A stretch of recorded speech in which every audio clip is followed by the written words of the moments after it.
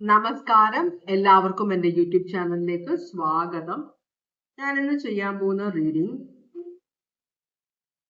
നിങ്ങളോട് ഈ വ്യക്തി നുണ പറയുകയാണോ? അതാണ് നമ്മൾ ചോദിക്കുന്നത്. അപ്പൊ ചിലരുടെയെങ്കിലും മനസ്സിൽ ഒരു ഡൗട്ട് ഉണ്ടാവും, ഇത് സത്യം പറയുകയാണോ നുണ പറയുകയാണോ എന്ന്. വിശ്വസിക്കാമോ എന്നതാണ് ചോദ്യം. ഭഗവാനെ, ഓം നമ ശിവായ, ഓം നമ ശിവായ, ഓം നമ ശിവായ, ഓം നമ ശിവായ, ഓം നമ ശിവായ. ജനറൽ റീഡിംഗ് ആണ്, എല്ലാവർക്കും റെസനേറ്റ് ചെയ്യില്ല. ഭഗവാനെ, ഓം നമ ശിവായ, ഓം നമ ശിവായ, ഓം നമ ശിവായ, ഓം നമ ശിവായ. ഭഗവാനെ,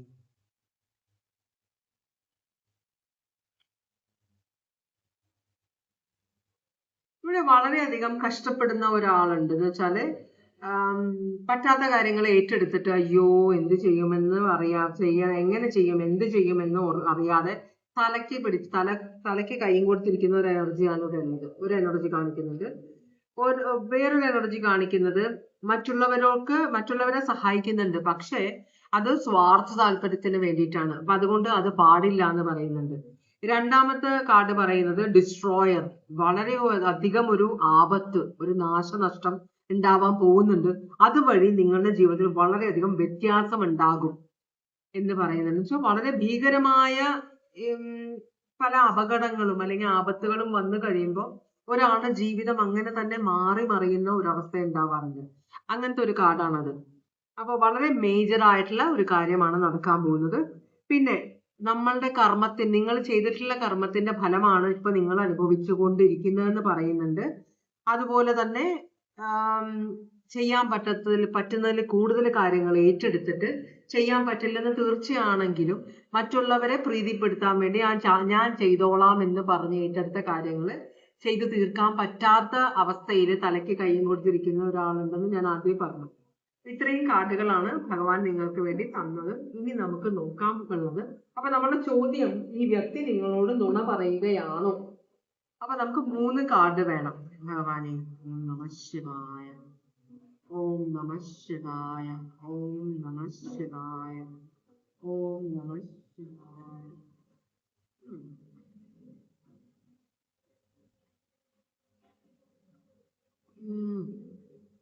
ഓം നമ ശിവായ, ഓം നമ ശിവായ. ഒന്നും കൂടി ചപ്പ് ചെയ്യാം. എനർജി. ഓം നമ ശിവായ, ഓം നമ ശിവായ, ഓം നമ ശിവായ. 3 കാർഡ് വേണമെന്ന് നമുക്ക് 4-5 കാർഡ് തന്നെ എങ്ങനെ ശരിയാവുന്നത് ഭഗവാനെ? ഒരു ഷഫിൾ ചെയ്തതായിരിക്കും.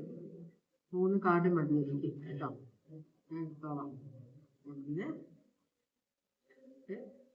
3.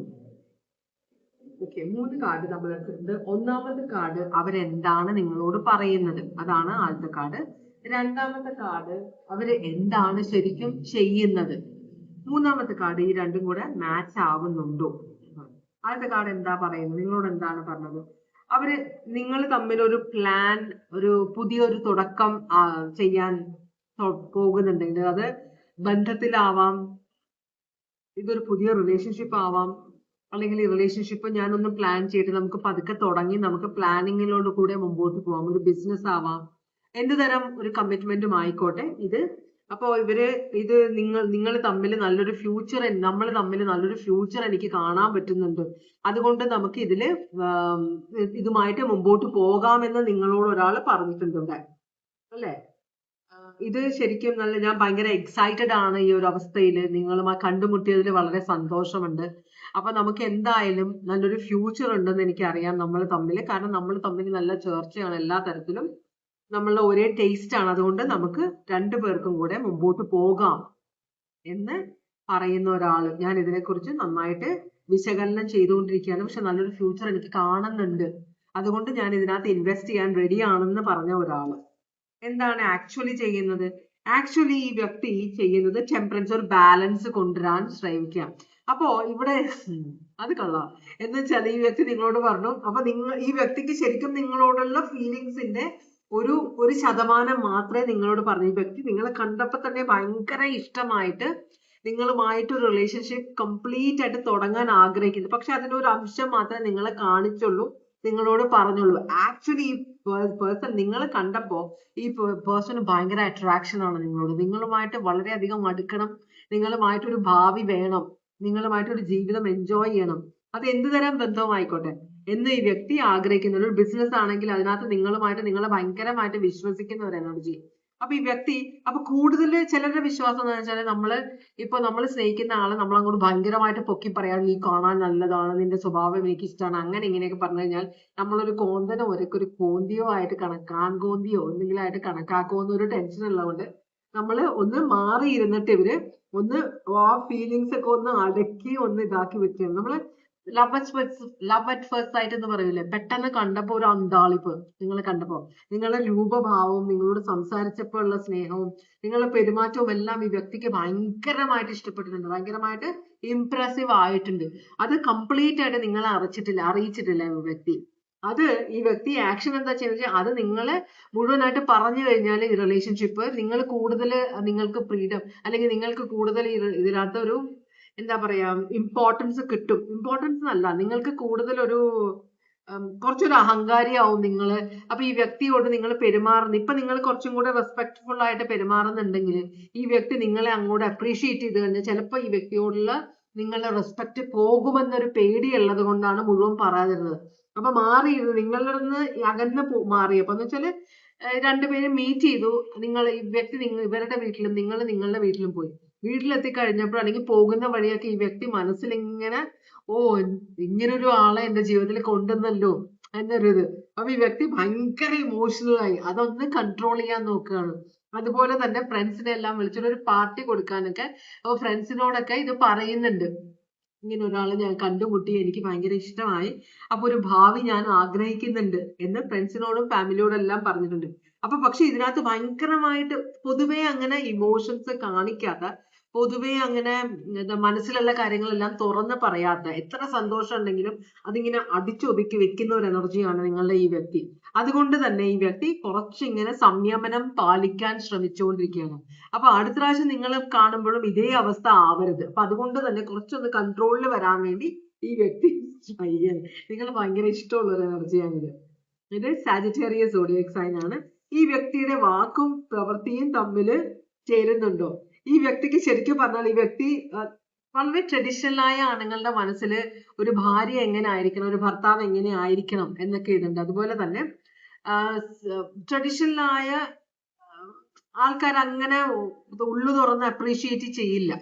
അപ്പൊ ഈ വ്യക്തി പറയുന്നത്, ഞാൻ നിങ്ങളോട് നിങ്ങളെ ഇത്രയും വളരെ സ്നേഹമാണ്, നിങ്ങൾ എന്റെ ജീവിതത്തിലേക്ക് വന്നത് എന്റെ ഭാഗ്യമാണ്, ഇതൊക്കെയാണ് ഈ വ്യക്തി ചിന്തിക്കുന്നത്. പക്ഷെ ഇതൊരിക്കലും പറയാൻ പറ്റില്ല നിങ്ങളോട്. കാരണം എന്താ വെച്ചാൽ നിങ്ങൾ ഇത് മിസ്യൂസ് ചെയ്യും. ഈ വ്യക്തിയുടെ ഈ സ്നേഹം, നിങ്ങളോടുള്ള ആരാധന എല്ലാം നിങ്ങൾ മിസ്യൂസ് ചെയ്യും എന്നുള്ള ഒരു ചിന്തയുള്ളത് കൊണ്ട് ഈ വ്യക്തി കുറച്ച് റൂഡായിട്ടാണ്. ഇനി അടുത്ത പ്രാവശ്യം നിങ്ങളെ കാണുമ്പോൾ ഈ വ്യക്തി കുറച്ചൊരു സംയമനം പാലിച്ച് ആ പഴയ ഇമോഷൻസും ഒന്നും കാണിക്കില്ല. അപ്പൊ കുറച്ചും കൂടെ ഡിറ്റാച്ച്ഡ് ആയിട്ടാണ് പെരുമാറാൻ പോകുന്നത് നിങ്ങളോട്. മനസ്സിലാവുന്നുണ്ടോ? അപ്പൊ ആദ്യം കണ്ട ഒരു എക്സൈറ്റ്മെന്റ് ഇപ്പോഴും ഉണ്ട്. ഓരോ പ്രാവശ്യം നിങ്ങളെ കാണുമ്പോഴും ഈ വ്യക്തിക്ക് വരുമെങ്കിലും പതുക്കെ ഈ വ്യക്തി പുറകിലേക്ക് വലിഞ്ഞിട്ടുണ്ട്. അപ്പോ നിങ്ങളോട് കുറച്ചൊരു റൂഡായിട്ട്, കുറച്ച് അഹങ്കാരികമായിട്ട് പെരുമാറുക എന്നാണ് പറയുന്നത്.